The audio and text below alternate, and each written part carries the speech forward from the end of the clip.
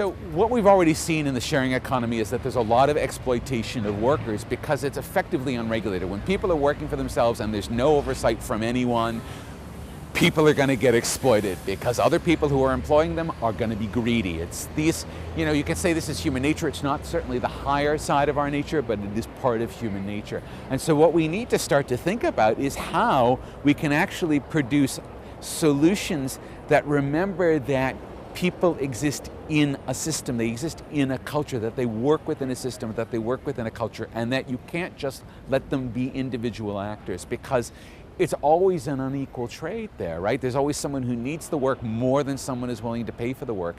And governments exist in order to be able to buffer that so that you don't have continuous systems of exploitation because the products of that exploitation end up being things that the government has to fix. So it ends up saving everyone time and money if we actually establish frameworks. Now that said, it's very hard for a government to be able to sort of pre-regulate something.